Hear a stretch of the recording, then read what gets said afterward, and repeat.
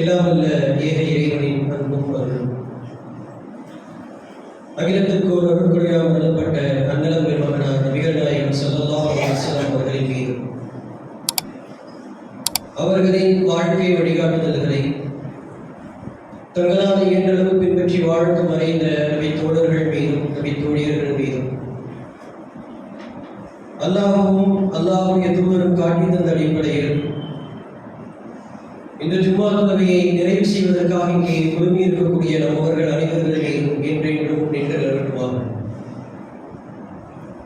எல்லாம் வல்ல அல்லாஹ்வின் நல்லடியார்களே, அல்லாஹ்வின் தூதர் நபிகள் நாயகம் ஸல்லல்லாஹு அலைஹி வஸல்லம் அவர்கள் வாழ்ந்த காலத்திலே வாழ்ந்த நபி தோழர்களும் நபி தோழியர்களும் தங்களுக்குள் ஏற்படக்கூடிய மார்க்க சந்தேகங்களாக இருந்தாலும் இன்னவித சந்தேகங்களாக இருந்தாலும் அல்லாஹ்வுடைய தூதரை நேரடியாக சந்தித்து அதற்கான விளக்கத்தை பெறக்கூடியவர்களாக இருந்தார்கள். அந்த அடிப்படையிலே அல்லாஹ்வுடைய தூதரிடத்தில் ஒரு மனிதர் வருகிறார். யா ரசூலுல்லாஹ், அல்லாஹ்வுடைய தூதரே, ஐன அபி, மரணித்துவிட்ட என்னுடைய தந்தை நாளை மறுமை நாளில் எங்கே இருப்பார் என்று அந்த மனிதர் அல்லாஹ்வுடைய தூதரிடத்தில் கேட்கிறார். அல்லாஹ்வுடைய தூதர் பதில் சொல்கிறார்கள், ஃபின்னா, உன்னுடைய தந்தை இறைமறுப்பு கொள்கையிலே இறைவனுக்கு இணை கற்பித்த நிலையில் மரணித்து விட்டதின் காரணத்தினால் உன்னுடைய தந்தை நாளை மறுமை நாளில் நரகத்தில் தான் இருப்பார்கள் என்று அல்லாஹ்வுடைய தூதர் அந்த மனிதருக்கு பதில் சொல்கிறார்கள். இந்த பதிலை கேட்டவுடனே பலமா கஃபா, அந்த மனிதர் மிகவும் சோகமுற்றவராக தன்னுடைய முகத்தை திருப்பியவராக அந்த இடத்தை விட்டு நகர்கிறார். இதனை அல்லாஹ்வுடைய தூதர் பார்க்கிறார்கள். பார்த்துவிட்டு அந்த மனிதரை அழைத்து அல்லாஹ்வுடைய தூதர் சொல்கிறார்கள், நாளை மறுமை நாளிலே உன்னுடைய தந்தையும் என்னுடைய தந்தையும் நரகத்தில் தான் இருப்பார்கள் என்று அல்லாஹ்வுடைய தூதர் அந்த மனிதரிடத்திலே சொல்லி அனுப்புகிறார்கள். முஸ்லிம் என்ற ஹதீஸ் கிரந்தத்திலே 347வது செய்தியாக இந்த ஹதீஸ் பதிவு செய்யப்பட்டுள்ளது.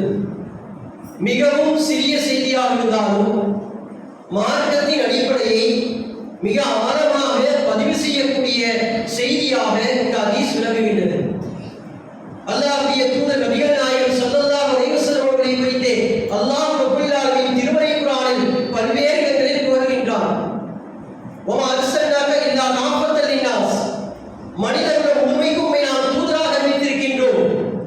வமா அர்ஸல்னாக இல்லா ரஹ்மத்தல் லில் ஆலமீன், ஒட்டுமொத்த மனிதகுலத்திற்கும் உம்மை அருளாகவே தவிர அனுப்பவில்லை என்று அல்லாஹ்வால் கூறப்பட்ட இறை தூதர், சொர்க்கத்தின் தலைவர் என்று அல்லாஹ்வால் நன்மாராயம் கூறப்பட்ட இறை தூதர், நாளை மறுமை நாளிலே 50,000 ஆண்டுகளுக்கு இணையான அந்த ஒரு நாளில் ஒட்டுமொத்த மனிதகுலத்திற்கும் அல்லாஹ்வால் தலைவர் என்று, மனித சமுதாயத்திற்கு தலைவர் என்று அல்லாஹ்வால் புகழாரம் சூட்டப்பட்ட இறை தூதர் முஹம்மது நபி ஸல்லல்லாஹு அலைஹி வஸல்லம் அவர்கள்.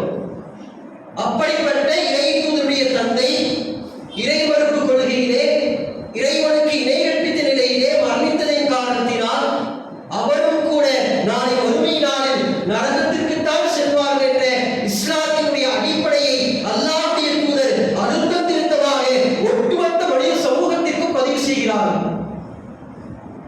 அல்லாஹ் ரப்பல் ஆலமீன் அல்லாஹ்வுடைய தூதரை இறைவனுடைய தூதராக அறிவித்த பிறகு அல்லாஹ்வுடைய தூதருக்கு முதல் கட்டளையை பிறப்பிக்கின்றான், அஸீரத்தக பிறப்பி, உங்களுடைய நெருங்கிய உறவினர்களுக்கு, யாரெல்லாம் நெருங்கிய உறவினர்களாக இருக்கிறார்களோ அவர்களுக்கு மத்தியிலே இந்த மார்க்கத்தை நீங்கள் எடுத்து சொல்லுங்கள் என்று அல்லாஹ் ரப்பல் ஆலமீன் முதல் கட்டளையை பிறப்பிக்கின்றான்.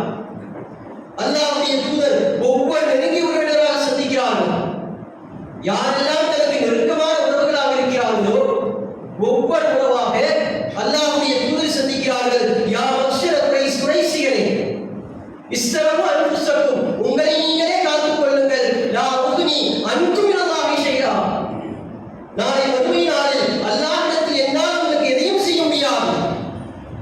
யா அப்பாஸ் இப்னு அப்துல் முத்தலிப், அப்துல் முத்தலிபுடைய மகன் அப்பாஸே, என்னுடைய பெரிய தந்தையே, லா உக்னி அன்கும் மினல்லாஹி ஷைஆ, நாளை மறுமை நாளில் அல்லாஹ்விடத்தில் என்னால் உங்களுக்கு எதையும் செய்ய முடியாது. யா சஃபியல்லாஹ் முஹம்மது ரசூலுல்லாஹ்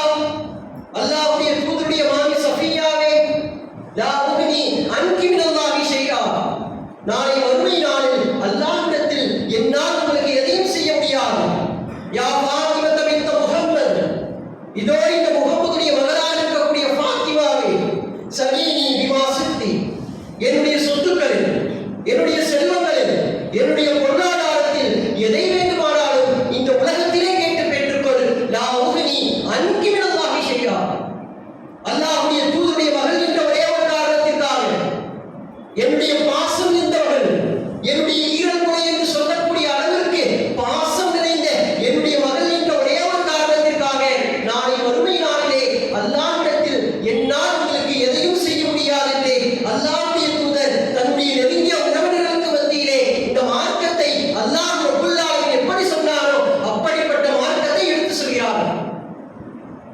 அல்லாஹ்வுடைய தூதருடைய வாழ்க்கையை எடுத்து பாருங்கள். அல்லாஹ்வுடைய தூதருடைய வாழ்க்கையிலே இந்த இஸ்லாமிய மார்க்கத்தை பின்பற்றக்கூடிய ஒவ்வொருவரும் தன்னுடைய வாழ்க்கையிலே எதை அடிப்படையாக கொண்டிருக்க வேண்டும் என்று அல்லாஹ்வுடைய தூதர் ஒவ்வொரு காலகட்டத்திலும் இந்த மனித சமுதாயத்தில் உணர்த்தி இருக்கிறார்கள்.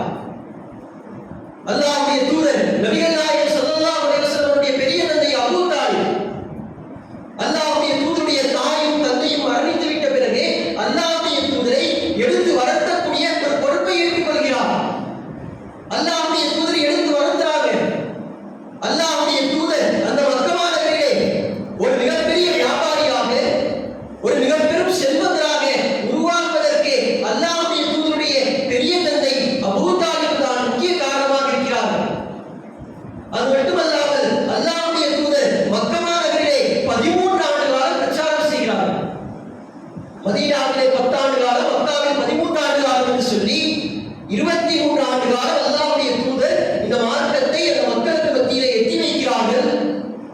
அப்படி மக்கமா நகரத்திலே இந்த மார்க்கத்தை எத்தி வைக்கக்கூடிய நேரத்தில் அல்லாஹ்வுடைய தூதர் கடுமையான சோதனைகளை சந்திக்கிறார்கள், கடுமையான எதிர்ப்பை சந்திக்கிறார்கள். ஏகத்துவத்தின் எதிரிகள் கடுமையான தொல்லையை அல்லாஹ்வுடைய தூதருக்கு கொடுக்கிறார்கள்.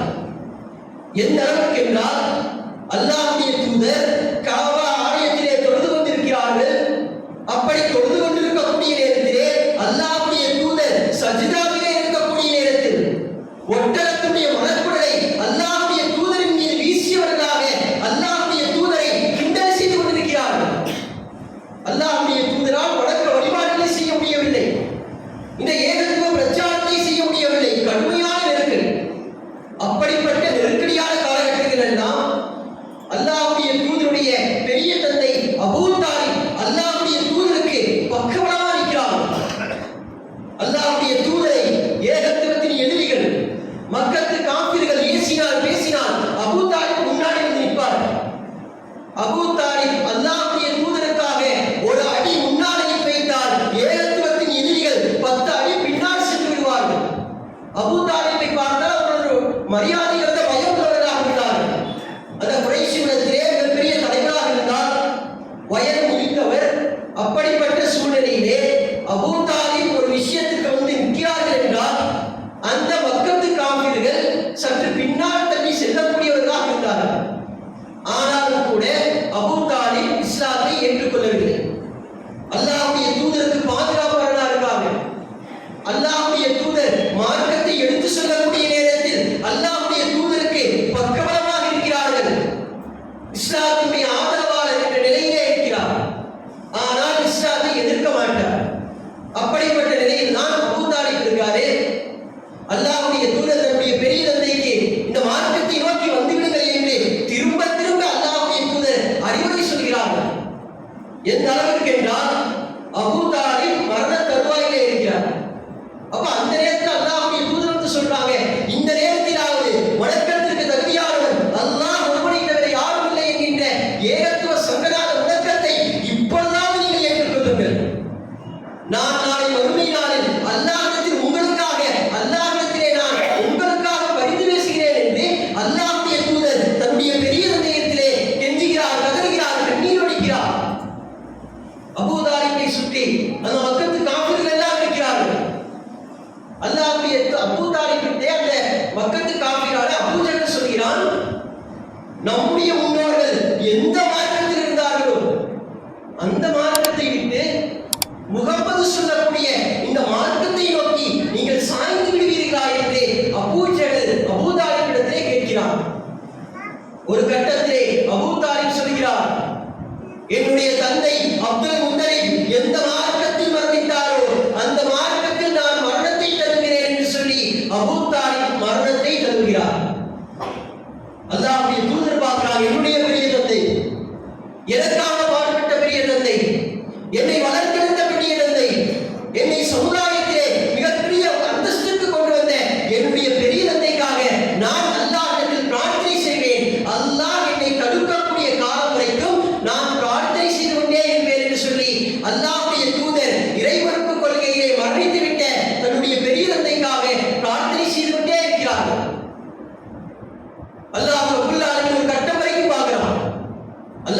தூதர் பிரார்த்தனை செய்து கொண்டே இருக்கிறார்கள். அல்லாஹ் ரப்பல் ஆலமீன் ஒரு கட்டம் வரைக்கும் பார்க்கின்றான். உடனடியாக ஒரு வகை செய்தியை இறக்குகின்றான். மா கான நபியி வல்லதீன ஆமனு, இந்த முகம்மதுக்கு கூடாது, ஒட்டுமொத்த முஹ்மின்களுக்கும் கூடாது, கியாமத் நாள் வரை வரக்கூடிய அத்தனை முஹ்மின்களுக்கும் இறை நம்பிக்கையாளர்களுக்கும் கூடாது. என்ன கூடாது? ஐயஸ்தக்ஃபிருல் முஷ்ரிகீன் வலவ் கானு உலில் குர்பா, இணை கற்பிப்போர் நரகவாசிகள் என்று தெரிந்த பின்னரும் அவர்கள் நெருங்கிய உறவினராக இருந்தாலும் அவர்களுக்கான பாவ மன்னிப்பு கேட்பதை இந்த முகம்மதும் செய்யக்கூடாது, ஒட்டுமொத்த முஹ்மின்களும் செய்யக்கூடாது. கியாமத் நாள் வரை வரக்கூடிய அத்தனை மனிதர்களுக்கும் அல்லாஹ் ரப்பல் ஆலமீன் இட்ட கட்டளைதான் இணை கற்பிப்போருக்கு நாம் பிரார்த்தனை செய்யக்கூடாது. நீங்கள் அல்லாஹ்வுடைய தூதராக இருக்கலாம், ஒட்டுமொத்த மனித குலத்திற்கு அனுப்பப்பட்ட இறுதி தூதராக இருக்கலாம், இந்த உலகத்திற்கே அனுப்பப்பட்ட அருளாக இருக்கலாம். ஆனாலும் கூட எனக்கு இணை கற்பித்த ஒருவனுக்காக நீங்கள் பாவ மன்னிப்பு கேட்டால், என்னுடைய அதிகாரத்திலே நீங்கள் கை வைத்தால் நான் ஒருபோதும் ஏற்றுக்கொள்ள மாட்டேன் என்று அல்லாஹ் ரப்பல் ஆலமீன் அல்லாஹ்வுடைய தூதர் கண்டிக்கிறான். அல்லாஹ்வுடைய தூதர் அல்லாஹ்ட்ட ஒரு பர்மிஷன் கேட்கிறாங்க, அனுமதி கேட்கிறாங்க. இறைவா, மரணித்து விட்ட என் தாய்க்காக பாவ மன்னிப்பு கேட்பதற்கு நீ எனக்கு ஒரு அனுமதி கொடுங்க. அல்லாஹ்வுடைய தூதர் கேட்கிறாங்க. அல்லாஹ் ரப்பல் ஆலமீன் மறுக்கிறார். உங்களுடைய தாயும் இறைமறுப்பு கொள்கையிலே மரணித்திருக்கிறார், அதனால் நீங்கள் அவர்களுக்காக பாவ மன்னிப்பு கேட்க முடியாது என்று அல்லாஹ் ரப்பல் ஆலமீன் அல்லாஹ்வுடைய தூதருக்கு அதற்கான வாசலை அடைத்து விட்டார். இன்னும் அல்லாஹ்வுடைய தூதர் நபி இப்ராஹிம் அலைஹிஸ்ஸலாம் அவருடைய வாழ்க்கையை எடுத்து பாருங்கள். அல்லாஹ்வுடைய தூதர் நபிகள் நாயகத்திற்கு அல்லாஹ் ஒரு கட்டளை பிறப்பிக்கின்றான், நீங்கள் இப்ராஹிமுடைய மார்க்கத்தை பின்பற்றுங்க. அப்படிப்பட்ட இப்ராஹிம் அலைஹிஸ்ஸலாம் அவர்கள் அல்லாஹ்வுடைய நண்பர் என்று அல்லாஹ்வால் சொல்லப்படக்கூடிய அளவிற்கு அவர் சிறப்பு வாய்ந்த ஒரு இறை தூதர். அந்த இறை தூதரை குறித்து அல்லாஹ் ரப்பல் ஆலமீன் திருமறை குர்ஆனில் சொல்லி காட்டுகின்றான், ஒட்டுமொத்த மனித குலத்திற்கும் நீங்கள் தான் முன்மாதிரி. ஆனால் ஒரே ஒரு விஷயத்தை தவிர, இணை கற்பித்த நிலையிலே மரணித்துவிட்ட உங்களுடைய தந்தைக்காக பாவ மன்னிப்பு கேட்ட விஷயத்தை தவிர என்று சொல்லி அல்லாஹ் ரப்பல் ஆலமீன் இப்ராஹிம் அலைஹிஸ்ஸலாம் அவர்களை கூட கண்டிக்கத்தான் செய்யலாம். ஒரு மனிதன் இணை கற்பித்த நிலையிலே மரணித்து விட்டால் அவர்களுக்காக யாராக இருந்தாலும் சரி, நம்மை பெற்றெடுத்த பெற்றோர்களாக இருந்தாலும், நாம் பெற்றெடுத்த பிள்ளைகளாக இருந்தாலும், நம்முடைய உற்றார் உறவினர்களாக இருந்தாலும், நம்முடைய நண்பர்களாக இருந்தாலும், யாராக இருந்தாலும் அவர்களுக்காக நாம் ஒருபோதும் பிரார்த்தனை செய்யவே முடியாது. உதாரணத்துக்கு என்னுடைய தந்தை இறைமறுப்பு கொள்கையிலே இருக்கிறார் என்று வைத்துக் கொள்வோம். ஏகத்துவத்திற்கு எதிராக அல்லாஹ்வுடைய அதிகாரத்தை, மாற்றம் எனும் அதிகாரத்தை, அல்லாஹ்விற்கே உரிய இன்ன பிற அதிகாரங்களை பிற மனிதர்களுக்கு வழங்கியவர்களாக, அல்லாஹ்விடத்தில் கேட்க வேண்டிய பிரார்த்தனையை அல்லாஹ்வுடைய தூதரிடத்தில் கேட்கிறவர்களாக, தர்காக்களிலே அடங்கியவர்கள் அங்கே அடக்கம் செய்யப்பட்டார்களா இல்லையா என்ற ஆதாரம் கூட இல்லாமல் அங்கே அடக்கப்பட்டவரிடத்திலே பிரார்த்தனை செய்யக்கூடியவர்களாக, அப்படிப்பட்ட நிலையிலே என்னுடைய தந்தை மரணித்து விட்டார் என்றால் அவருக்காக நான் பிரார்த்தனை செய்ய முடியாது. இன்னும் சொல்ல போனால் நான் ஜனாசா தொழுகை கூட தொழ முடியாது. ஏனென்றால் ஜனாசா தொழுகை என்பது மரணித்து விட்ட அந்த மையத்துக்காக நாம் செய்யக்கூடிய பிரார்த்தனை. அந்த பிரார்த்தனை நாம் எப்படி செய்ய முடியும்? அல்லாஹ் ரபிஸ்டானி ஒட்டுமொத்த மனித வளத்திற்கும் கியாமத் நாள் வரை வரக்கூடிய அத்தனை முஹ்மின்களுக்கு அல்லாஹ் கட்டளை போட்டார், நீங்க பிரார்த்தனை செய்யக்கூடாது. இணை கற்பித்த நிலையில் இறைவனுக்கு இணையாக வேறு தெய்வங்களையோ வேறு மனிதர்களையோ கற்பனை செய்துவிட்ட நிலையில் அவர்கள் மரணத்தை தழுவியிருந்தால் நீங்கள் அவர்களுக்காக ஒருபோதும் பிரார்த்தனை செய்யவே கூடாது என்று அல்லாஹ் ரப்பல் ஆலமீன் தடுக்கிறார். அபூ தாலிப் அவர்களுக்கு அல்லாஹ்வுடைய தூதர் பிரார்த்தனை செய்வதை அல்லாஹ் ரப்பல் ஆலமீன் தடுக்கிறார். அல்லாஹ்வுடைய தூதருக்கு மிகப்பெரிய கவலை, அல்லாஹ் தடுத்துட்டானே என்று சொல்லி அல்லாஹ்வுடைய தூதர் மிகப்பெரிய கவலை தோய்ந்தவர்களாக இருக்கிறார்கள். அப்ப அந்த நேரத்தில் அல்லாஹ் ரப்பல் ஆலமீன் ஒரு வசனத்தை இறக்குகின்றான், முகம்மதே, நீ நாடியவர்களுக்கெல்லாம் உன்னால் நேரடி கொடுக்க முடியாது. நான் யாருக்கு நாடுகிறேனோ அவர்களைத்தான் நான் நேர்வழியில் செலுத்துவேன் என்று அல்லாஹ் ரப்பல் ஆலமீன் அல்லாஹ்வுடைய தூதர் உள்ளத்தை பக்குவப்படுத்துறான். நீங்க நினைச்ச உடனே அபூ தாலிபுக்கோ இன்னும் அவருடைய உறவினர்களுக்கோ நெருங்கிய சொந்தத்தினருக்கோ உங்களால் நேர்வழி கொடுக்க முடியாது. ஏனென்றால் நேர்வழி என்பது என்னிடத்திலே இருக்கிறது என்று சொல்லி அல்லாஹ் ரப்பல் ஆலமீன் அல்லாஹ்வுடைய தூதருடைய உள்ளத்தை இந்த ஹதீஸிலிருந்து கிடைக்கக்கூடிய செய்தி என்னவென்றால், அல்லாஹ்வுடைய தூதருடைய தாய் தந்தையாக இருந்தாலும் அவர்கள் இறைமறுப்பு கொள்கையிலே மரணித்து விட்டார்கள் என்றால் அவர்கள் ஒரு காலம் சொர்க்கத்திற்கு செல்லவே முடியாது. நாம் ஏகத்துவ கொள்கையிலே இருக்கின்றோம், நாம் ஏகத்துவ கொள்கையை பிரச்சாரம் செய்கிறோம் என்ற ஒரே ஒரு காரணத்திற்காக என்னுடைய தாயோ தந்தையோ ஒரு காலம் அவர்கள் இணை வைப்புக் கொள்கையிலே இருந்தால், அல்லாஹ்வுக்கு இணை கற்பித்தலிலே மரணித்து விட்டார்கள் என்றால் அவர்கள் சொர்க்கத்திற்கு செல்லவே முடியாது. அவர்களுக்காக நாம் பிரார்த்தனை செய்யலாம். நம்முடைய தாயோ தந்தையோ இறைவனுக்கு கொள்கையில் இருந்தார்கள் என்றால் அவர்கள் உயிரோடு இருக்கக்கூடிய காலம் வரைக்கும் இறைவா, என்னுடைய தாய் தந்தைக்கு நேர்வழி கொடு இறைவா, நாளை வறுமை நாளில் அவர்கள் சொர்க்கத்தை கொடு இறைவா என்று திரும்ப திரும்ப அல்லாஹ்விடத்தில் பிரார்த்தனை செய்யலாம். எதுவரைக்கும் என்றால் அவர்கள் உயிரோடு இருக்கக்கூடிய காலம் வரைக்கும். அவர்கள் இறைமறுப்பு கொள்கையிலே மரணித்து விட்டார்கள் என்றால் அதற்கான வாசலை அல்லாஹ் ரப்பல் ஆலமீன் அடைத்து விடுவான். அவர்களுக்காக நாம் ஒருபோதும் பிரார்த்தனை செய்யக்கூடாது என்பதை மனதில் நிறுத்தி, நம்முடைய பெற்றோர்களோ நம்முடைய உற்றார் உறவினர்களோ இது போன்ற ஏகத்துவத்திற்கு எதிராக அல்லாஹ்வோடு சேர்த்து அல்லாஹ்வுடைய தூதரிடத்தில் பிரார்த்தனை செய்யக்கூடியவர்களாக தர்காக்களிலே சென்று அங்கே அடங்கி இருக்கிற இடத்திலே வழிபாடு செய்யக்கூடியவர்களாக இருந்தால் நம்மால்